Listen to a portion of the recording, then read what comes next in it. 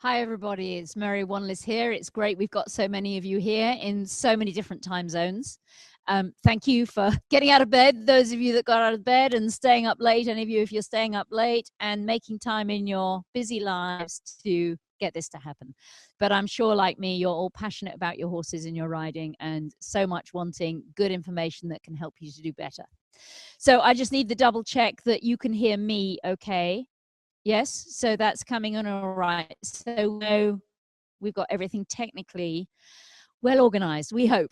All right, so this is our second webinar of the series, and it's called On the Bit in 3 Dimensions. And this is where we really look at how the rider influences the horse. And our 3 dimensions are up, down, back, front, and side, side.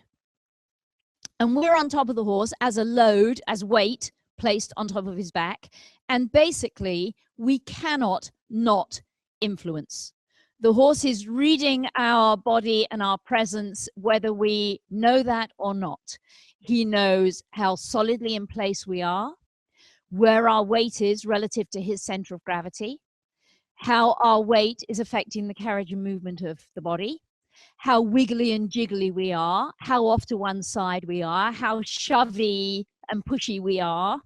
And within all of that, he's inevitably responding both emotionally, mentally, and physically. And we can't turn that off. You know, the really skilled or talented riders have worked out how to use this interaction to their advantage. Although the problem is that they couldn't tell you in words how to do that.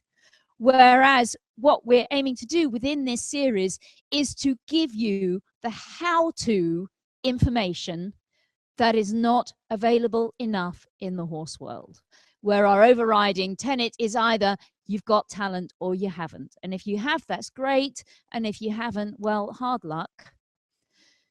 And there needs to be a way that we can make talent reproducible and learnable, so that skills can be learned and developed in bite-sized chunks, whatever your age, whatever your body type, whatever your aims with your riding. Whether you just want to be a happy hacker knowing you're doing it ethically, or somebody with competition, what's the right word?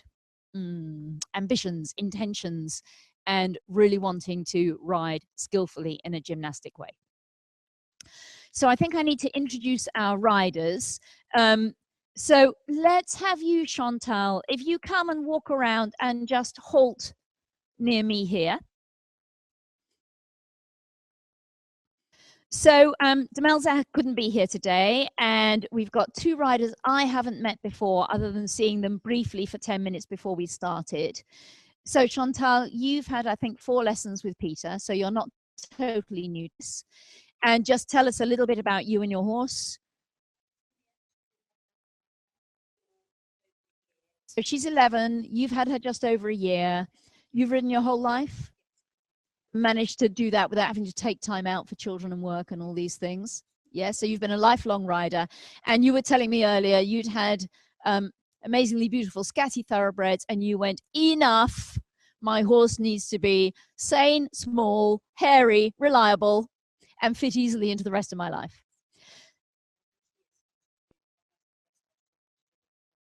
Yes, so basically it's worked out right. You're one of these people that went out, bought a horse, and it's worked out right. Okay, and she's 11, and we don't really know what she did before you got her, but it would seem not a lot. Okay, all right. You move out here, and Kirsten, let's get you to come and halt here.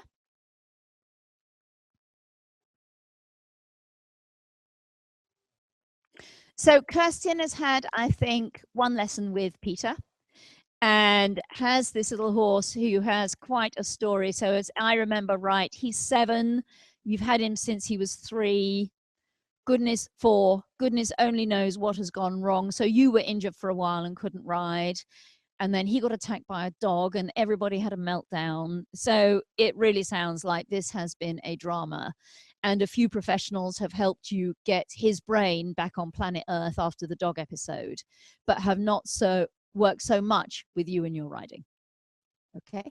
And now you're heading into the biomechanics realm of how you being on top can influence him underneath you. But you feel like there's a load more trust between you and trust on him for life in general. All right, you head that way, and then Millie, you come and halt here. So those of you who've watched Peter's webinars or saw webinar 1 will have seen Millie, who's Peter's daughter, who is how old at this point? 14, who is 14 and is riding this pony Tinker, whose girth might go up a hole, actually.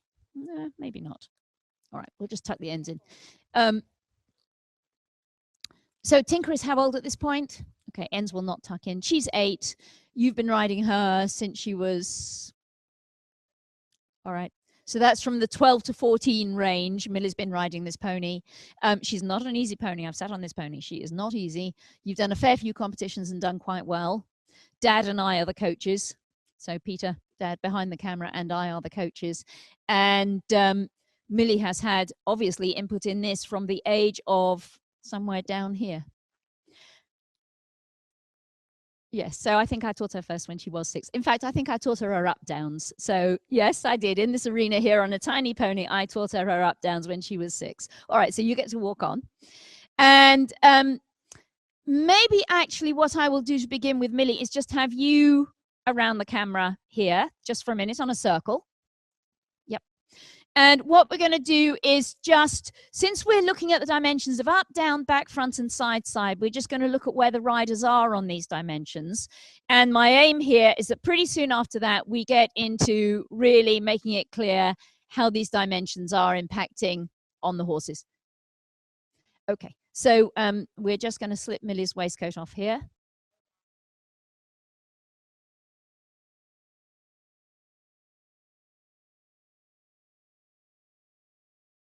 And Millie is going to maybe look to some of you as if she's a talented rider, but I think the truth of the matter is that she's has been learning skills, is fortunate enough that her dad and I check in on her on, you know, regular intervals. And at this point in time, she has quite a lot of experience under her belt. So Millie, you walk on. So if we look at the plane of up, down, and back, front. So these idea of the 3 planes are kind of artificial, but it's a way we can think of it within our own minds to organize everything and understand how the rider-horse interaction works. So our question, which is addressing both up, down, and back, front, particular back, front, is if we took the pony out from under Millie by magic, how would she land on the riding arena? And I think the answer is on her feet in a martial arts posture. Okay, and when we look at her torso, she's vertical. She's a good box. The length of her front matches the length of her back. And she's doing a great job right now in having her elbows a little bit ahead of the side seams of her t-shirt and her hands out in front of her, making that straight line from the wrist to the elbow. And also look here at how much movement or how much stillness you see in her body, because that's going to be a difference compared to when we look as our less organized riders.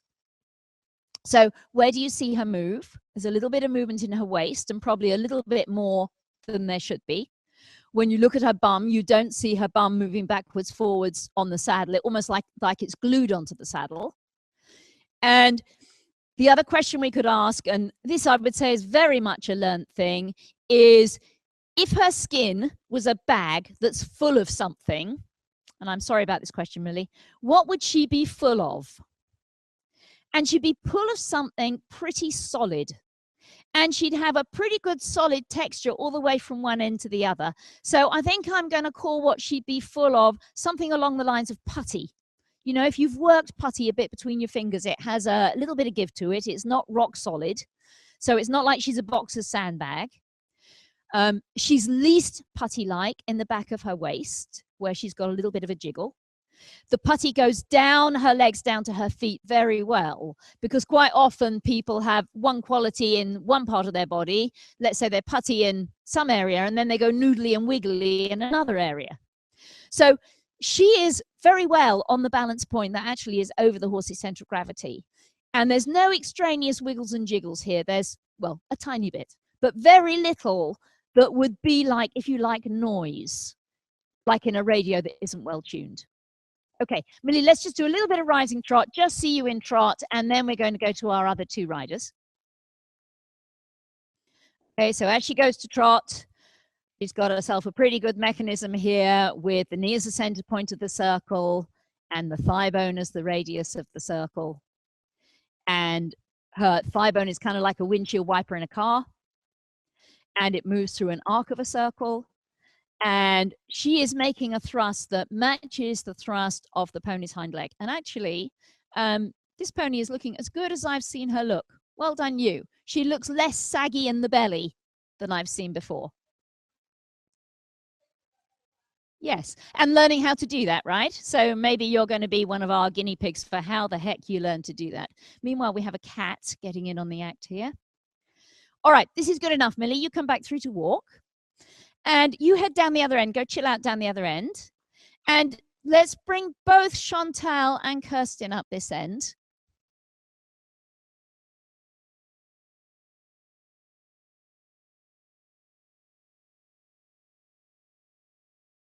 Yes, meanwhile, the cat is making friends with me here. We had a good cuddle earlier, so I'm the person of the moment, it would appear. Okay, so both walk on. No, we're fine, I think. You both walk on and head right.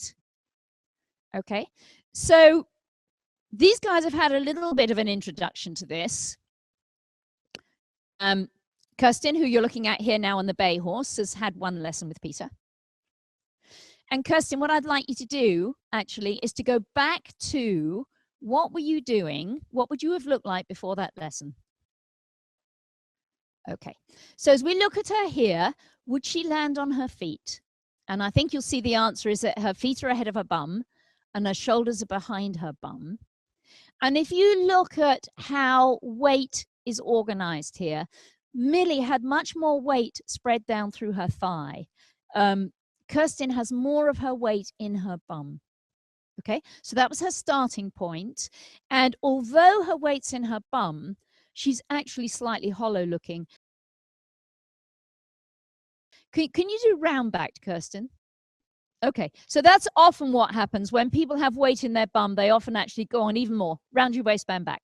They often round their waistband back. So the most important for those of you watching, your most important thing is diagnosing yourself.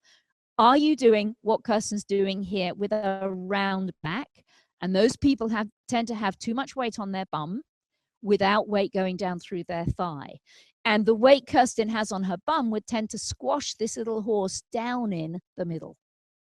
Okay, Kirsten, you do your best attempt to fix it as you can remember from your last lesson.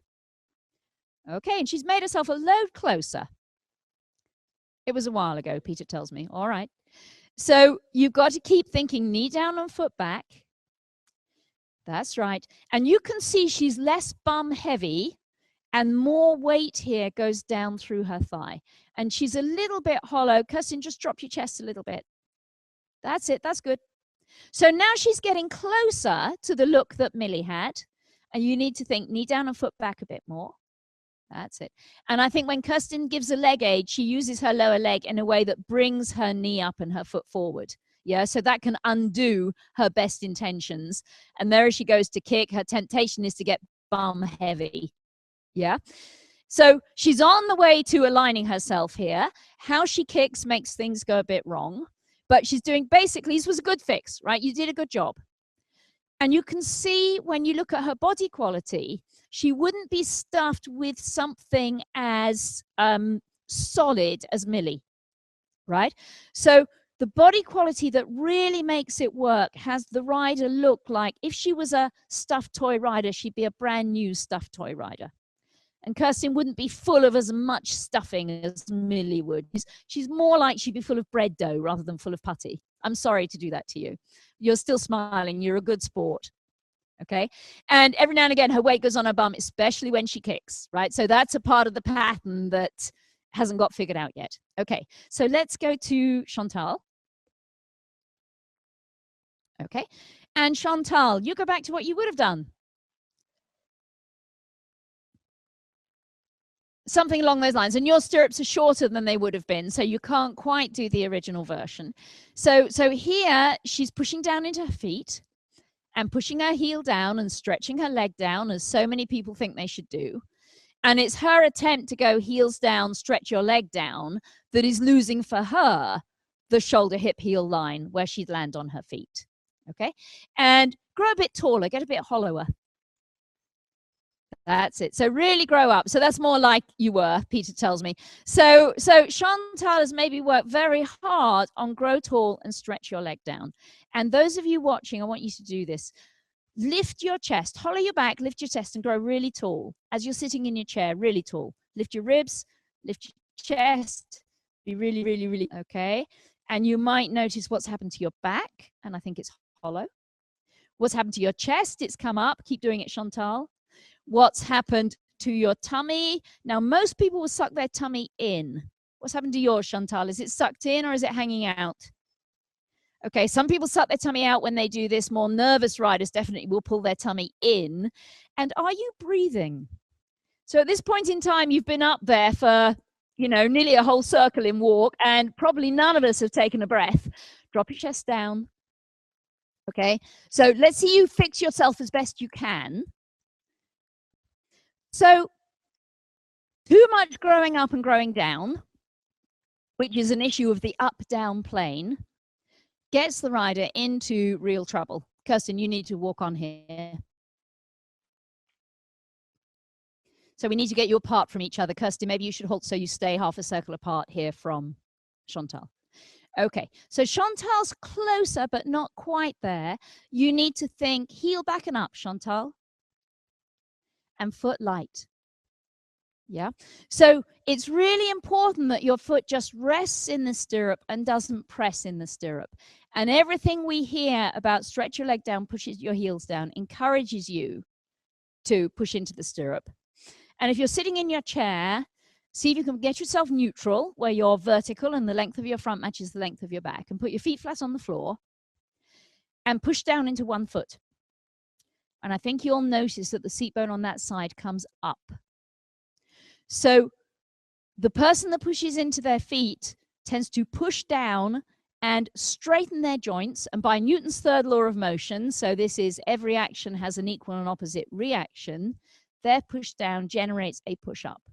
But right now you're doing a great job here, Chantal. You're really well done. So you've got your foot back underneath you in a good way. You've got yourself a good vertical, and no need to move your bum. Your bum was great.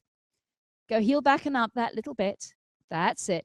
So Chantal is closer to where Millie was, where she'd land on her feet. She wouldn't be as stuffed as Millie, and probably actually not as stuffed as Kirsten. So I'm sorry, Chantal, I hope you'll forgive me. Especially around her thigh and her bum, she's a bit bloopy, as are most of us who are female. And, you know, Millie's learned how to counteract that bloopiness as a youngster, almost before it happened, before she got to that stage. And one of the things that will happen over time in Kirsten's learning is learning how to get the muscles around the top of the thigh and the pelvic girdle to have the same kind of texture as she's got lower down in her thigh and in her upper body. Keep going, heel back and up. That's it. But great job with your arms and hands, yeah? And great job in sitting still. And I think what we get to do is see if we can get you two spaced out here and put you both on into trot. Now, what we're going to see, I suspect, from walk to trot is things getting less right.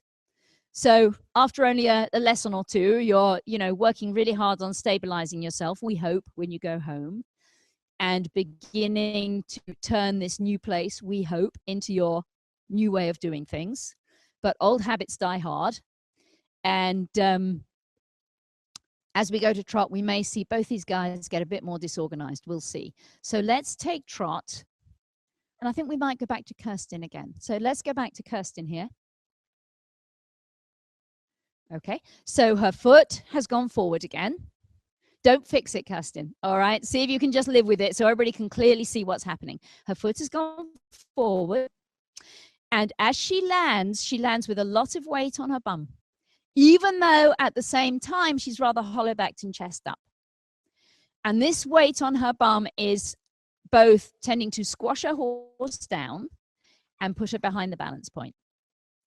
And if you look at her front when she rises, if you look at the distance from her pubic bone to her sternum, Every time she rises, I see that distance getting longer as her back hollows and gets shorter.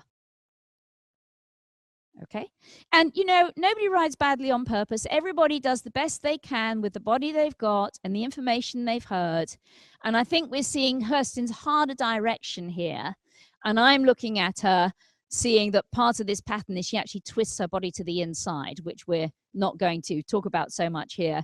But that is part of what has her land heavy. Okay, let's head to Chantal, who's doing a fairly good job here. She's closer to right, I would say, than Kirsten was. And isn't this little horse cute? No wonder you love her. I mean, really, cuteness on 4 legs. Foot back, foot light. Can you bring your foot back underneath you that little bit more? That's it. Foot back, foot light. Could you take some of the weight out of your foot and put that weight into your thigh? So you almost need to imagine we could amputate you from the knee down, from just below the top of your boot. That's it. And you're trying to close the angle behind your knee. Good girl. Good. And when you rise, imagine my hand on the back of your pelvis pushing you up to the top of the rise. So one of the big deals here that makes sense intuitively is that the thrust the rider makes should match the thrust of the horse's hind leg. And Chantal isn't quite doing that. And we keep losing it a little bit with this foot going 2 forward and 2 heel down. Good fix. That was a great fix, Chantal. So you need to keep coming up with that fix, probably at least a couple of times on a circle. Well done. Okay, show us what would happen if it went really, really, really wrong. Okay, so that's a distinct version of not matching the thrust. And actually the horse is going, sod this. Like, if she's going to land on me like that, I'm out of here. Okay, you can flop and go down the other end. Let's find Kirsten in a minute here. That's fine. Okay, all right. Kirsten, show us what happens if it would go really, really, really wrong. Okay, and at this point in time, she's landing really heavily, and her horse as well is losing the will to live. All right, just walk, that's fine. And Peter's losing the will to live under our mobile camera here, so you go put that down. And I will come into the middle here. So let's get Kirsten to come and turn in, okay? And halt parallel to the camera, Kirsten, just behind me here. Oh, and Peter, I might need that little step stool. Just outside the door, I think. Okay.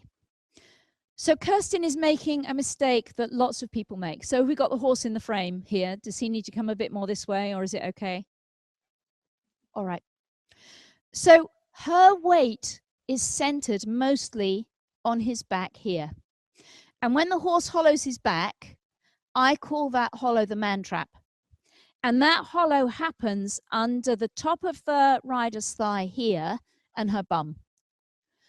So this is the place where the horse hollows.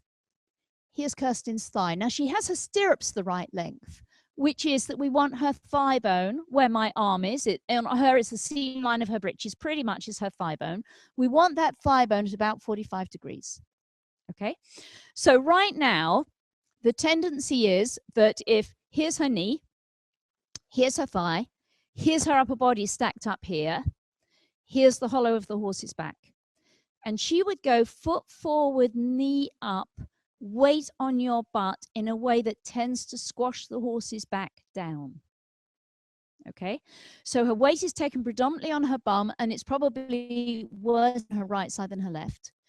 And that would tend to squash the horse's back down, however much she might know, actually, that the idea of on the bit is better said by the seeking reflexes and is about his back coming up so his head and neck can reach away. So I don't know how much you know that as a theory. Yeah, know it as a theory, but learning to do it is a different deal to knowing it as a theory. Okay, so her weight landing here will tend to squash her horse's back down, and it does more than that. So we've just seen him looking really lazy and kind of grinding to a halt. And maybe he is on the lazy side anyway. But let's just use this as an analogy.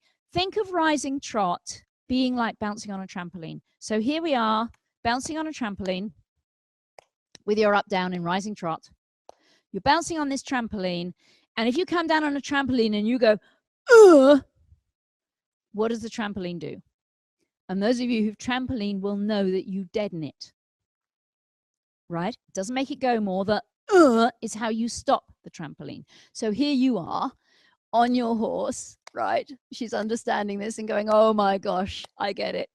And you come down going, come on, which is incredibly instinctive. I've made this mistake. Everybody makes this mistake at some point in time on a lazy, not very pingy trampoline. And what does your trampoline do? Bleh. So what you're doing is deadening him, yeah? And as well as squashing the middle of his back down, okay? And he, as a horse, looks very cute, and bless him, like he has come out of the other side of his existential trauma. But as a horse, he wouldn't be very stuffed. He's going along somewhat hollow and with his head and neck coming back towards the rider. So he's doing what I call pushing back at the rider. So it's as if somebody put their hand on his muzzle like this. His muzzle pushes back into his pole. His pole pushes back into his neck. His neck pushes back into his wither. His wither pushes back into his back. His back makes a hollow, and the rider falls down the hole, and her life just got 10 times more difficult. If she was in a situation where his back was more up and there wasn't this hollow of the man trap here to fall down into, it will be way easier for her to be on the correct balance point.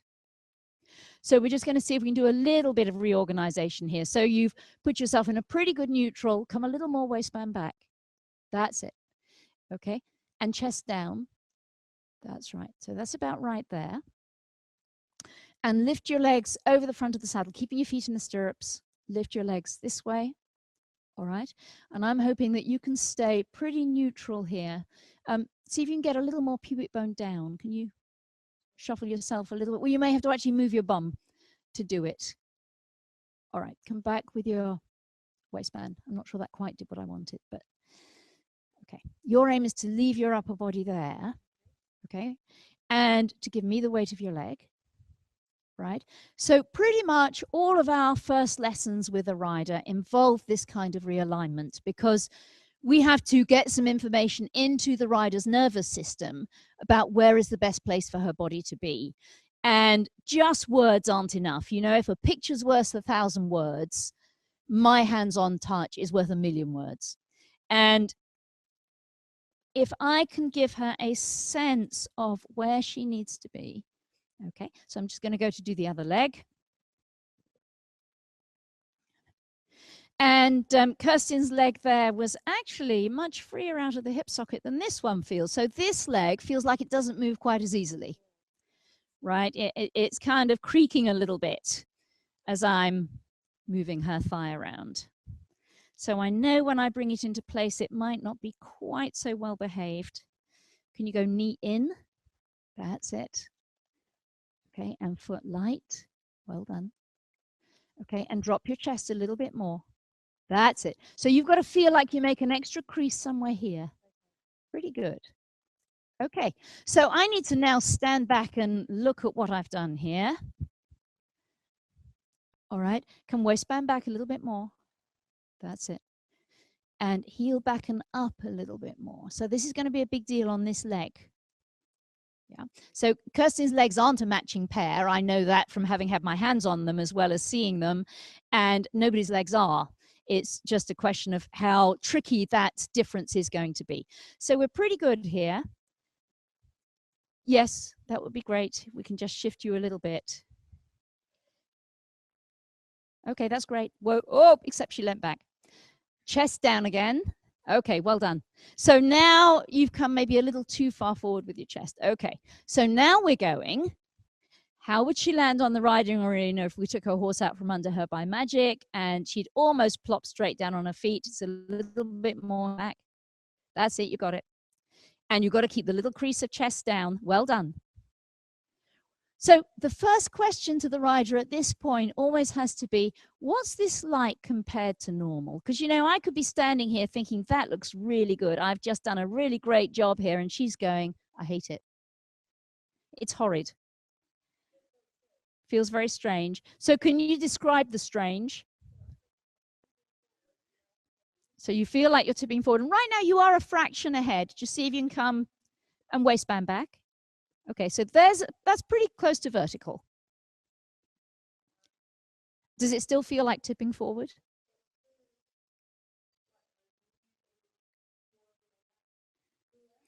Okay. Yes. So it's Kirsten's used to it being hollow. She can tell it's not hollow. She feels like she's using muscle differently to normal in her back. So it feels strange.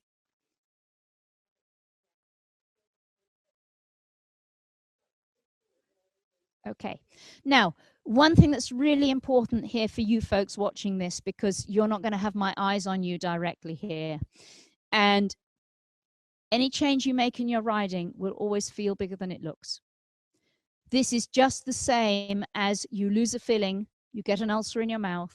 It feels to your tongue like a huge, great yawning chasm. If you sort of in the mirror, it's tiny. It feels huge when it looks tiny.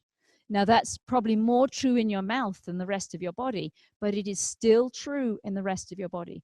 So Kirsten was maybe here. I put her to here. She thinks she's here. She might quit at this point and go, this can't possibly be right. Right? Surely this can't be right, because she thinks she's leaning forward. And hopefully she still is where we put her on vertical. Yes, she is. So this is where an outside eye is so important. And even a tolerant husband with a camera, an iPhone, could help you really know where vertical is, because mostly we just don't know. Okay, so you feel like you're leaning forward. You feel like your back is a little strange. What else?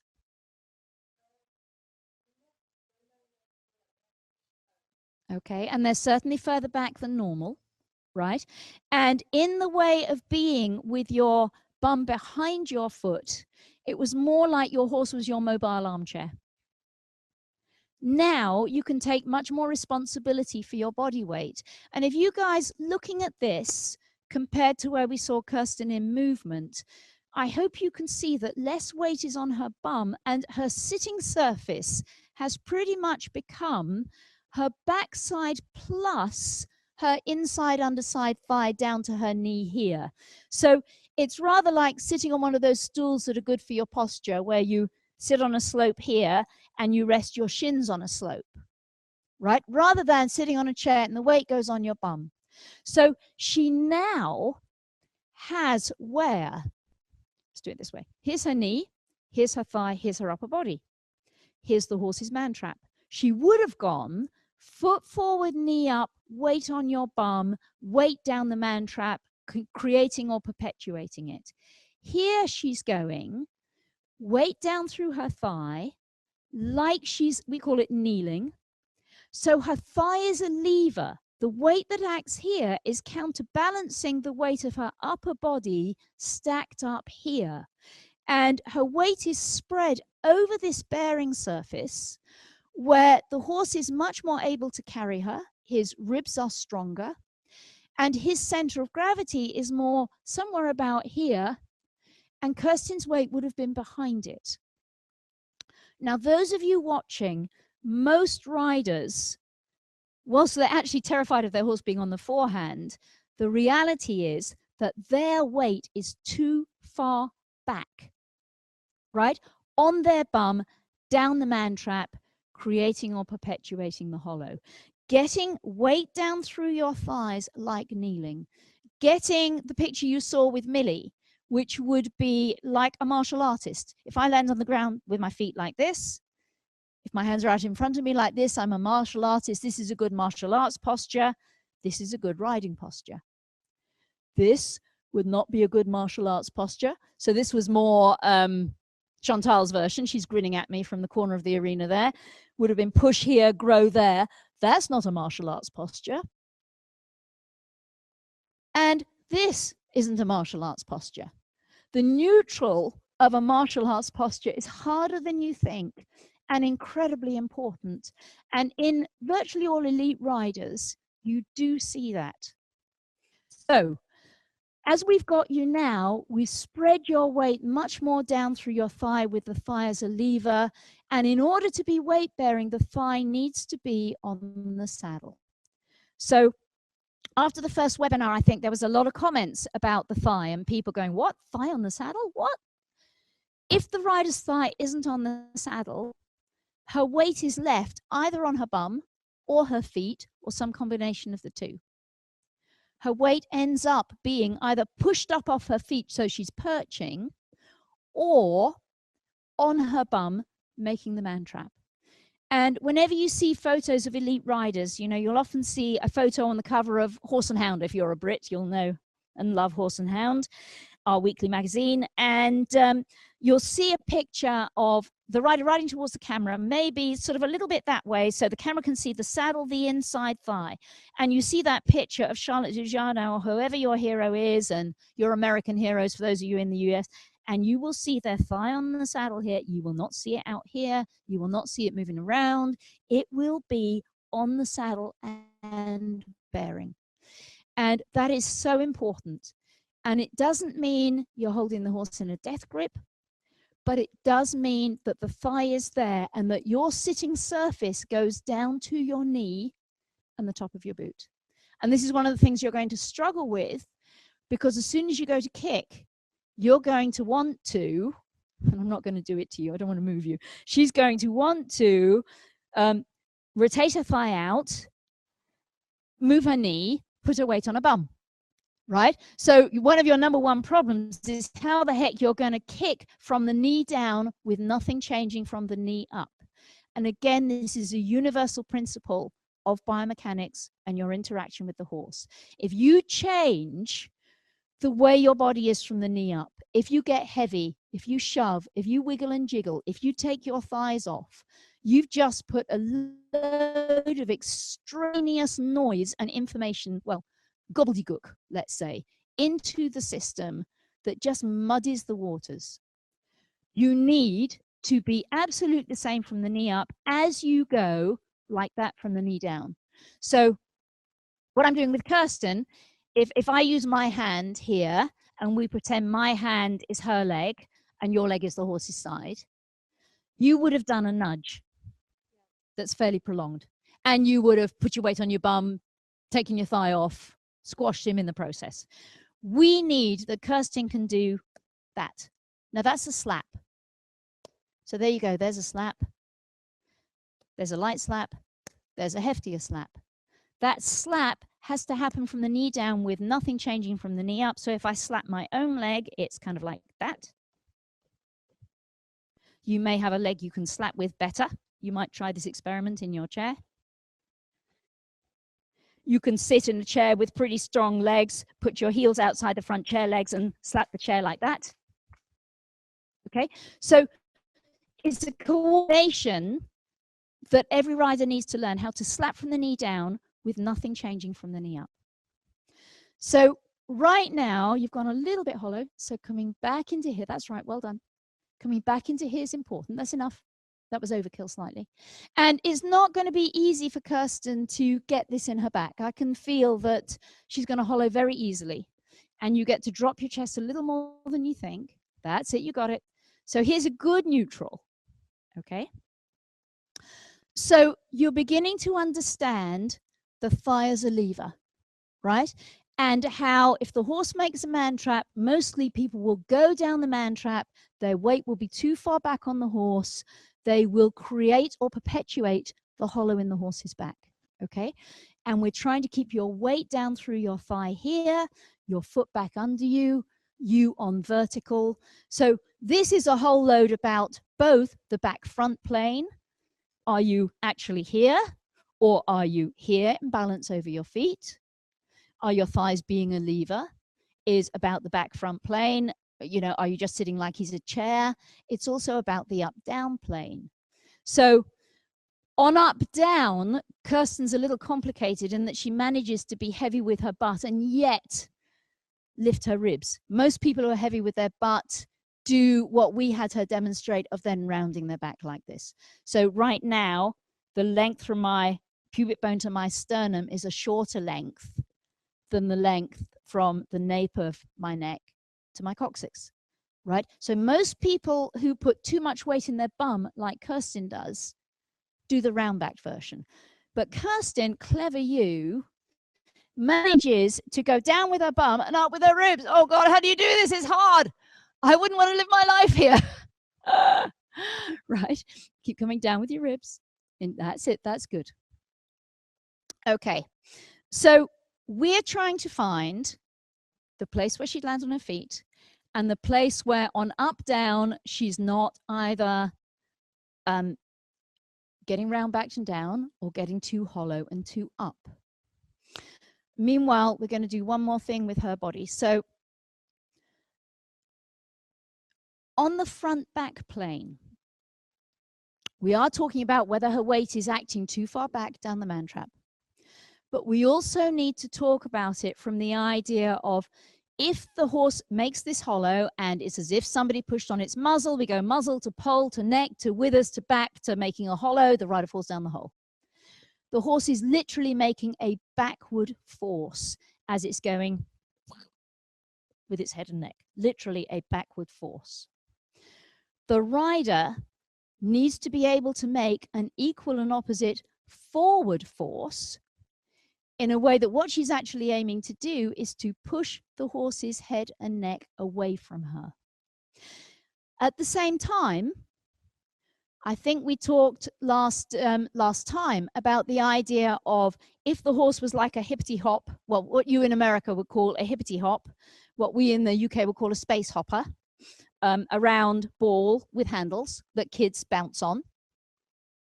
If the horse was a hippity hop and he's trotting along and he's a hippity hop, most riders would fall off the back of the hippity hop. The rider has to somehow be bouncing with the hippity hop to keep in place with each step, each step, each step, each step, each step that the horse takes. And the rider who can do that well can go, look, no hands. And that rider is matching the horse's movement, and she has what's always been known as an independent seat, okay? Because she's not there going, hippity hop, come back, okay? She's bouncing along with a hippity hop, and she's really okay with that, and she's matching the forces. And the optical illusion is she looks like she's doing nothing. So this bit, those of you who've been on Peter's webinars, you guys will know this. This may be new to quite a few of you watching. This was my original discovery 35 years ago that led me into the work I'm doing now. And essentially what I discovered is how riders access their core. And nobody had coined the term core strength at that point, and I didn't think of it. So I called this bearing down. And I want you to do this along with me as I do this with Kirsten. And I'm going to put my hands, no, it's broken. I think I'll manage. I'm going to put my hands on Kirsten's front and back with a fair bit of pressure. And you watching could put your own hands, one on your front here, put one hand under your sternum here, and then put your thumb and your first finger on your back, each side of your spine at this level here. And you want to put on a fair bit of pressure with your hands. Okay, keep pushing into your back here, drop your chest, make the extra crease, that's it. Okay, can you push my hands apart? Oh, good job. Let go. So those of you watching, I hope you're doing this. Can you push my hands apart? Let go. Push my hands apart.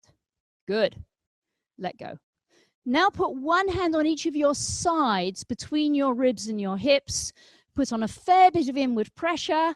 And can you push your hands apart? Yes. And let go. And again. And let go. Good. So at this level of your body, between your ribs and your hips, the spine is the only bony bit. So you're going to feel your muscles push against the wall of your skin all the way around, and you felt that. And the hard thing for you is going to be doing it in your back. So those of you, if you've diagnosed yourself as a hollow-backed rider, you're going to struggle to do this in a way that makes a push into your back. I know what's going to happen. Probably already has. That's it. All right. So that's bearing down at that mid-level of your torso. Come back here. Chest down, that little extra crease. So that's the bit you're easily going to lose. So down here, put your thumb and your first or second finger, I use my second finger, on you at bikini line level here. And my hand is against Kirsten's back here for support more than anything else. And I want you to think, pull your tummy in to make a wall, push your guts against the wall. Good. So you pull your tummy in to make the wall, you push your guts against the wall, press in fairly firmly with your fingers. Let's do it again. That's it. And let's try making the sound psht. Okay, and psht makes it stronger. Okay, try the sound. Okay, and for those of you taking part in this, I hope, and doing this yourself at home as you're watching, if neither of those yielded a bigger push, then you get to go grrr. Okay, all right. And for you, you don't need to grrr. Psht, I think does it pretty well for you. All right. So these sounds are how you, oops. Yes. That was nearly me on the floor. These sounds are a way to help you access these muscles. So good riders do this the whole time. The problem is they do it so naturally and they breathe at the same time, they don't even know they're doing it, so they don't tell you. Okay, now you're going to walk on and head down the other end and see how much of this you can keep. And your biggest problem is going to be what happens when he gets lazy. Okay, so you walk on and let's briefly have you come and halt here, Chantal. Oh, it went wrong. It did. So your knees have got to stay in place. You've got to think of your knees staying in place as you kick. And can you remember the slap and really think, Kirsten, if we took 100% of the weight that's in your backside and your thigh, what percentage of that weight is on your bum and what percentage of that weight is on your thigh? Now we're looking for up to 80% in your thigh. Okay, and right now you're doing this really well. And it's really important to not deaden his trampoline. Okay, meanwhile, you're chatting me up here, aren't you? Okay, now your left side doesn't look quite as organized actually as your right side. And my hunch is that every rider has some side-side deals, and that Chantal's side-side deals are that her right leg is a bit down this way and her left leg is a bit up this way, and everything on her legs is more out of sync this way, whereas I think for Kirsten it's more out of sync that way. So I'm just going to see if I can do a little bit of a rearrange here. Lift your leg up over the front of the saddle, other one too. Okay, and you look pretty good and neutral and vertical in your upper body. Well done. And when I look at Chantal's left leg, I feel tempted that her stirrup should go longer. And I'm just assuming, because we have little time here, that they're actually the same length. They're not? You just checked, but you didn't change them. Okay, slip your foot out. So that's 4 fingers there. So my way of measuring stirrups is by checking the distance, how many fingers I can get between the stirrup, lift your leg up again, and the saddle flap. And yes, this one is shorter, and it is too short. And we have very big holes here. Let's try that. So that's okay. I'm not sure I'm dead level, but I think we may not be able to get these dead level. So, you know, for all of you, you cannot trust your felt sense, again, in terms of your stirrups being level. And I really recommend, before you get on, measure them this way. Pull them down. And if they're not very far below the bottom of the saddle flap, use your hand like that to go, okay, how many fingers on this side, how many fingers on that side? Or you may need to pull them down turn them up and look at how many fingers above the saddle flap there. So that's 4 of my fingers above the saddle flap here. And on this side, which you can't see, we're pretty much 4 fingers. So we're close-ish, at least to level now. So for Chantal, who's been riding unlevel without realizing, this could feel quite significantly different. There we go. So hopefully we've got foot back, foot light. Okay. And you may need to work quite hard to have this knee come down because it has been more up than the other knee in the way you've been. So it is important to check your stirrups because your body will just want to do its thing. And it may go, yeah, I'm comfortable like this. This is home. No problem. Must be level. And then we change you to here and you go, uh-oh. But even if you think you've got one leg shorter than the other, please ride with your stirrups level. Unless you have had an accident and you know your thigh has been pinned and plated and it's shorter than the other one. If you've just been told by a chiropractor or something like that, that one leg is shorter, keep your stirrups level. And if you have questions about that at the end, then that's fine. But I'll just say that for the moment. So you're in a pretty good neutral here. You look well organized, but I want you to do is just a quick demo of growing up and growing down. There you go. Look at the length of her front compared to the length of her back. She's definitely longer in front. She's pushed her heel down and forward. She's trying so hard to do what she's been told to do, and it's a long way from a martial arts posture. Let's see if you can fix yourself. Okay, nearly, but not quite. Yeah, that's about right with your waist. And I'm going to see if I can give you a little bit more of a thigh rotation there. Okay. And Peter's taught you about bear down, so you understand bear down, and I'm not going to get my hands on you to change that. But I want you to realize something. If we come to the up-down plane, we've seen the version of wrong that Chantal was doing of stretch up and stretch down. It means from your waist, you're going up, and from your waist, you're going down. The fix drops your ribs. So Kirsten as well had to make a little extra crease here, drops your ribs, flattens your back a little bit, makes your front and your back a pair. Okay? And it makes your chest and your knees closer together. And many of you who would have grown up and grown down will have your stirrups too long and will need to adjust so you get your thigh to that 45-degree angle. So on up down, we're looking for you not stretching away from your middle, but finding a martial arts place that drops your ribs, makes neutral, keeps your feet just resting in the stirrups and not pressing. On up down, we're looking that you'd land on your feet.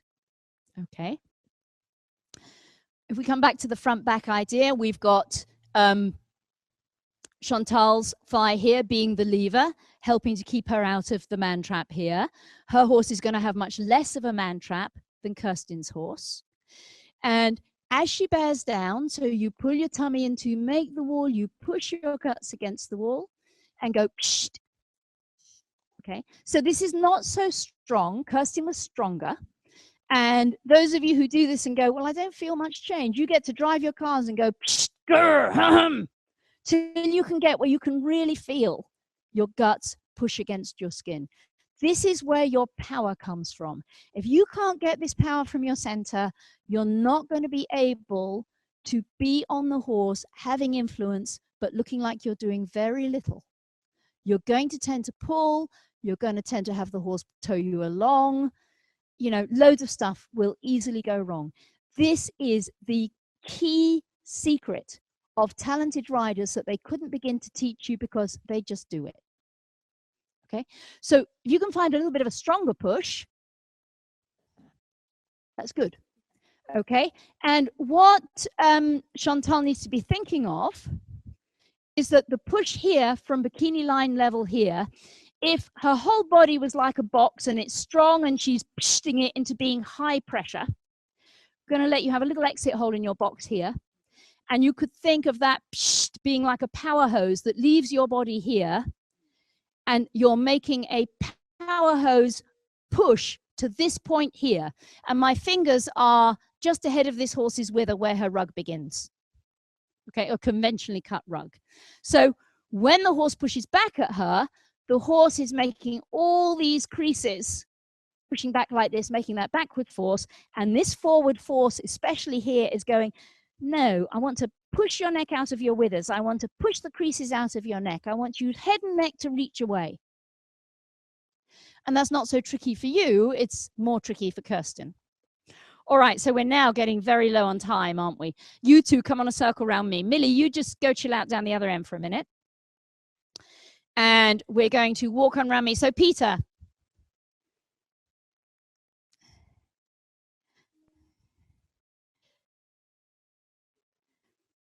Yes, so really important, Kirsten, that you don't shove.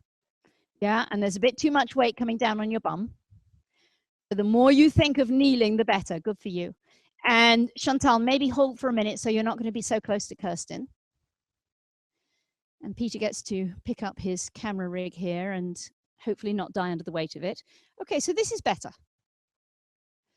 So can you sit still? Keep kneeling.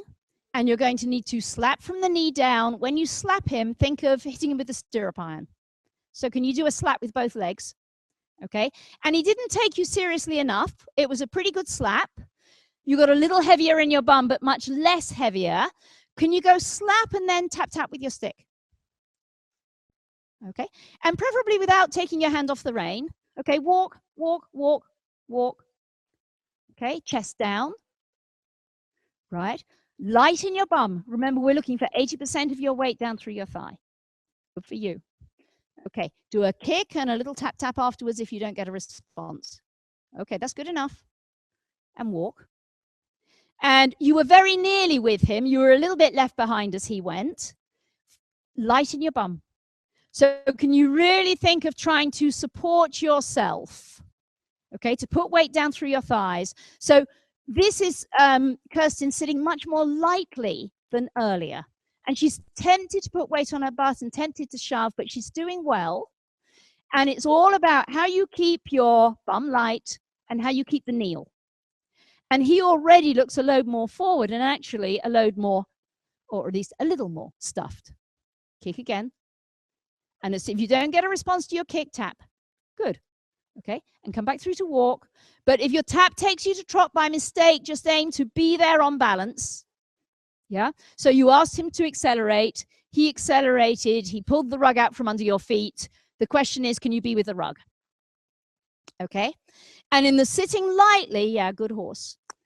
In the sitting lightly, if you thought of something like a climbing or an abseiling harness that went under your butt, and somehow you were hung from the ceiling by that harness, or you could think of the kind of little thing they put babies in and hang from a door frame.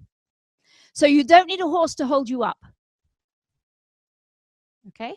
And whether he's goey or whether he's lazy, you're trying to keep hung in that harness and everything from the knee up the same and staying light. And the paradox is her ribs are down towards her hips. She's not hollow. She's not growing tall. And yet she's hung in a harness. Okay? And the more you think of your thigh as the lever and weight down through your thigh, then the more we get where the right things could happen. Okay, that's great. Yeah, well done. So he's beginning to reach away a little bit from Kirsten here in the right way. And Kirsten, you know about pulling your tummy in to make the wall and pushing your guts against the wall. And you're thinking of pushing any creases out of his neck just ahead of his wither. Okay, and meanwhile, let's look at Chantal,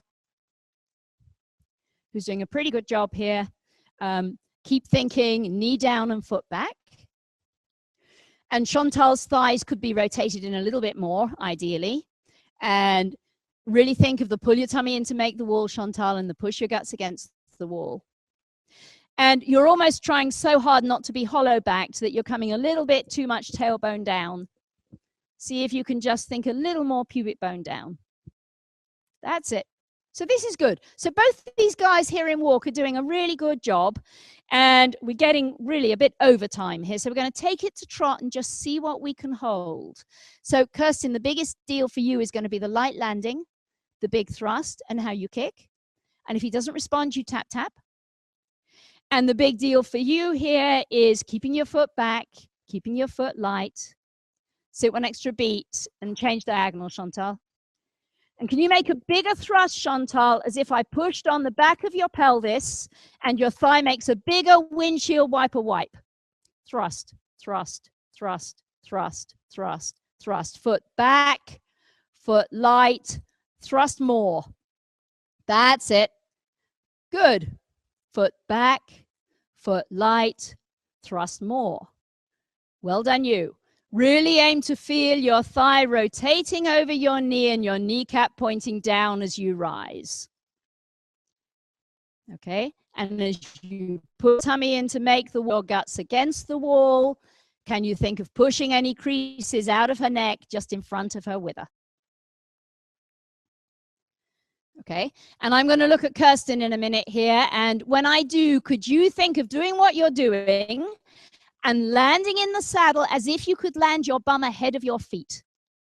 And I don't want Chantal's bum ahead of her feet, but I want it not behind her feet, because the danger is that her bum's going backwards and she's kind of losing it a little bit. Could you think of landing bum ahead of feet but still thrusting? Good, good girl. Bum ahead of feet and still thrusting. Foot lightweight in your thigh. And keep thinking bum ahead of feet. And if you can snug your thighs in high up in your thighs, it would be good. They're pretty on down at your knees, but not on enough up at the top. Good. All right, right, good now. This is the best you've been. Good job. And Chantal's getting closer to her thrust, matching the forces of the horse's movement. Okay, let's look here at Kirsten. All right, much better job, Kirsten. Could you make your rise go more up over the pommel? Not your chest up, but your pubic bone up. Right, that's right. So you're keeping your chest down and you're keeping your waistband back. And that's right. You're keeping your chest down. You're keeping your waistband back. And if your thigh bone was a windshield wiper, it's a bit of a bleh kind of a wipe. Okay, kick and tap. Tap again. Good, good, good. This is better. Kick and tap again. Good. So the trampoline is starting to ping a little bit here. And you pull your tummy in to make the wall and you push your guts against the wall. And you're thinking of pushing the creases out of his neck. Good, good, good, good. And land in the harness. Don't you squash the horse when you land. Can you land on the harness, but chest down, fill into your back. And your pubic bone needs to go more up over the pommel as you rise. Good girl, good. Okay, now she's getting close. Well done. What's this like compared to normal, Kirsten? Yeah, and he's probably there going, at last my rider feels more free. Yeah, he could have perfect right to say that. Oh, and you nearly squashed him. Chest down, keep the extra crease, but keep the big thrust. And he looks less like his legs are stuck to the ground and more like he's filling out a little bit more and going a little bit more. Okay, all right. You two, come back through to walk. Millie, let's just do a quick little rev up here and just finish up with you. Well done, girls. Go ahead down the other end. So now we've got somebody who's been practicing this since she learned her up-downs when she was 6. Okay, and just walk for the moment, maybe. All right, so her body quality is different, isn't it? It's firmer, it's more stuffed. She is hung in a harness, right? She's learnt that one. She's got foot back, foot light. You know, she's doing a good job here in walk. Go to trot. If you think you can go sitting a little bit, go sitting and then we'll go rising. Good girl. And she's getting better at matching those forces sitting. So she's staying neutral spine. She's staying, pushing her hands forward. She's starting to do a really good job. Okay. You're so proud. Here's the proud dad holding the camera beside me. Yeah. And the grinning kid. and the sort of not quite grinning, but fairly with it pony. Okay, and now go trot rising, Millie. That's it. Okay. And Millie is making a thrust of her hind leg, or the horse's hind leg. When she lands, she doesn't squash it. She stays close to neutral, but hollows a little on the up. If you can change that, Millie, do. That's better. Pubic bone leading, belly button back. Good. So this does not squash the pony. Millie's doing a good job of her thigh acting as a lever. And the weight at her knee is counterbalancing the weight of her upper body higher up. And she's got a pretty good bear down in terms of pushing creases out of this pony's neck. And the carriage is getting better here than it was when I saw her a month ago. And there will be more to do. As ever, all of us, all of our horses, all of us as riders are works in progress. All right, Millie, sit a little bit and walk. Good for you. Okay, good job. So I think time has to dictate that we're on the end of our webinar here.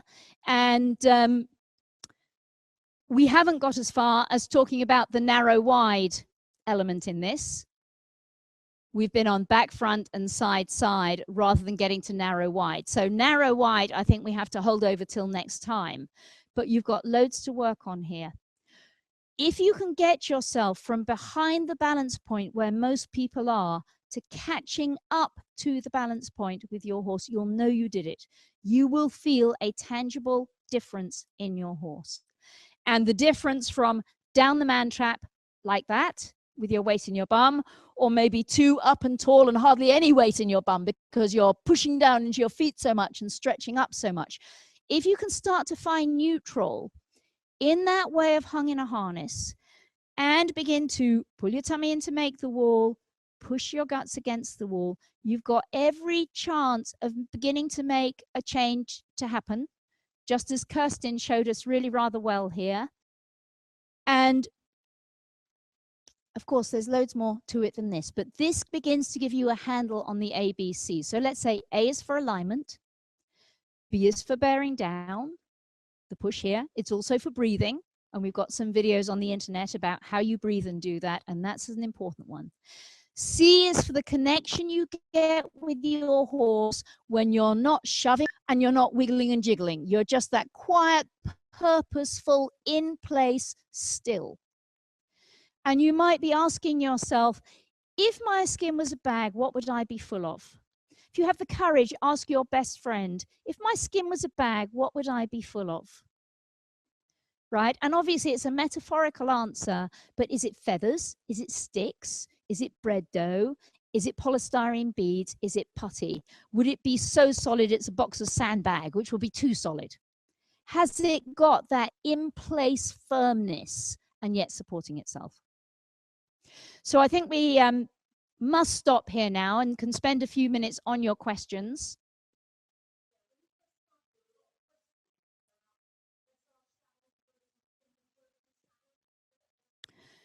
Okay, so there have been a lot of questions apparently about dressage saddles versus general purpose saddles and the difference that makes. What's really important is that in your saddle, you can have your thigh at a 45-degree angle and not have it come over the knee rolls. And I would say to anybody, do not buy a dressage saddle where the flap is dead vertical. I think people that make those saddles don't understand rider biomechanics, certainly in the way that I do. You need that distance out in front of you, and you need some flat space. Ideally, you should be able to put your hand flat behind your bum. So most saddles, the saddles that work best, have a little bit of a forward slope to them. Jeremy Rudge Saddlery here in the UK and I designed a saddle together that does that, that accommodates the 45-degree thigh. Some of the what's often known as GD, which is a general purpose dressage hybrid saddle, will have that kind of shape. And some dressage saddles do, but some of them are assuming that you're going to sit like this, which you're not. So the flatter seat that has space behind your bum, the flap that gives you the 45-degree thigh and the saddle just out in front of you a little bit, that's what you want. And it's also important that the way the stirrup bars are fixed to the tree is such that when you're in this place, the stirrup is hanging vertically. On more forward cut saddles or jumping saddles, very often the stirrup bar is put on further forward. So the stirrup hanging vertically has you doing this. And to get in a good alignment, you have to make the stirrup leather stay behind vertical. And really, you can do without that. If you have to do it, you can do it. But it's better not to have to do it. So that's a little bit of a guideline. Book for the Good of the Rider, which isn't in print at the moment, but you might find it somewhere on eBay or wherever. That has a chapter on saddlery that goes through these things and a load of stuff about the horse's response to the saddle and what it needs to do for him. And if you can find a copy of that book, that's a chapter, believe me, I worked really hard on and collaborated with a number of saddlers on.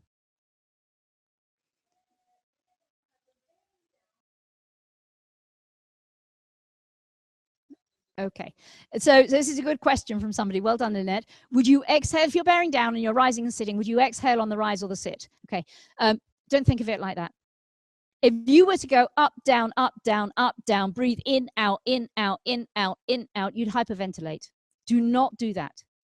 You want to do, if you can, 3 sits to an in breath and 3 sits to an out breath. Okay, if you can only do 2, you're probably fairly compromised in your breathing. And you're not getting the breath to come down enough, right? So our balloon breathing video is so worth doing. And this way we have of blowing up balloons really teaches you how to bear down and breathe better than anything else or any words I could say here now. So find that video, blow up balloons, really feel what that does to your ribs and how they stay expanded.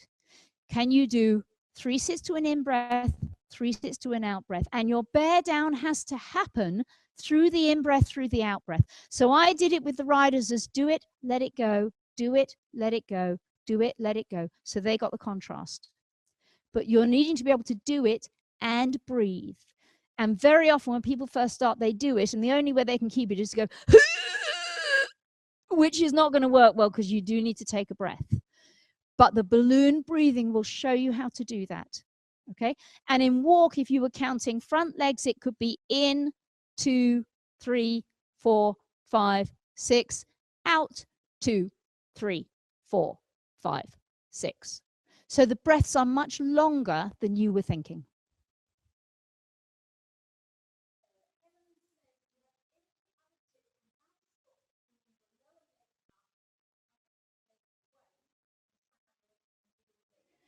All right, so this is a question about Kirsten's problem. So somebody else, I guess she has the same problem as you, Kirsten, going, do I have any tips for how to keep your thigh on the saddle and your knee in place as you give leg aids? Well, is worth practicing just to begin to understand. Do that on chair legs. And one of my big tips too would be, you've got a bony knobble on the inside of your knees. My thumbs are on mine here now. And if your knees were hooked onto a bar that passes through the horse's tummy, the other knee's hooked on the other side, the knee has to stay on the bar. So my knee has to stay there when I do this. It is way easier to do knee off the bar and up, dig in your heel. And you've got to get away from the aid that goes nudge and dig in and goes, ugh. And you probably do what Kirsten did and squash the horse with your butt at the same time. You'll deaden the trampoline, you'll perpetuate the hollow. You know, you're really being your own and your horse's worst enemy at that point. And everybody knows you're not doing that on purpose. It's just what your body did as its default option. So hung in a harness, weight down through your thigh, knees on the bar, learning off horse how to make that movement. And when you do it on a horse, you may have to go tap, tap like Kirsten had to, because the horse is almost going, yeah, come on, kick me, deaden me. Come on, kick me, deaden me. That's how we do it. Come on, kick me, deaden me. We got a deal, kick me, deaden me. And he may have to go, oh, she means it, to make it more possible for you to keep your half of the bargain. Kirsten, do you have any tips?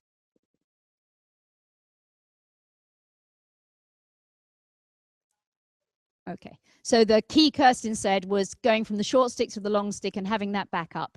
And when we get to our webinar series that's coming up soon on groundwork, we'll be teaching you how to train whoa and go from the ground. So once you get on, your horse has more clue. And actually, I'm hoping that Kirsten and her horse might come back for this, because they would be a great pair to demonstrate teaching go and whoa.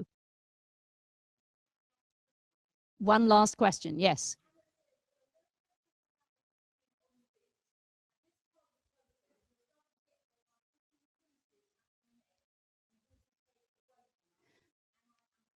Yes, she's understanding it correctly. So the question was, am I understanding correctly that getting the horse on the bit is about pulling your tummy in to make the wall, pushing your guts against the wall, thinking of pushing the creases out of his neck? So that's part of it. On the front back plane, we're trying to have you on the balance point and making a push forward that is bigger than his push back. But there's also the up down plane, because if you fall down his man trap, you're making a hollow. The more the weight comes down through your thigh and you feel like you're really trying to kneel and send your thigh down in that direction, so your thigh becomes the lever and weight bears, the more you don't squash him, but you're hung in a harness. So I said to Kirsten, if you had a harness like a climbing or an abseiling harness, we could pick you up by here and here, and we could pick you up by here and here, and we're stopping you from squashing him. But it's more than that. If we could pick you up like this and the horse was adhesed to your britches, the horse would come to. And we'll talk more about that in our next webinar, because we've run out of time to really do that one justice. But it is both how you support your body weight so you don't go splat, and how you make a push forward that is stronger than his push back, so you push his head and neck away. And with those ideas and lining yourself up in neutral, learning to bear down and breathe, sitting more still, losing the shoves, the wiggles, jiggles, you've got every chance of making a difference, especially if somebody will aim a camera at you and just help you diagnose what's really going on. Because my parting word to you, you cannot trust your feel. Remember Kirsten, she was used to being here. We put her here. She thought she was there. You can get some mighty weird sensations on the track of getting your body in the right place. And the thing to do is believe the feedback of the mirrors, the camera, the video. You can't just believe your own body. And on that note, very good luck to you. Thank you for your time and attention, and I will look forward to seeing you in another month.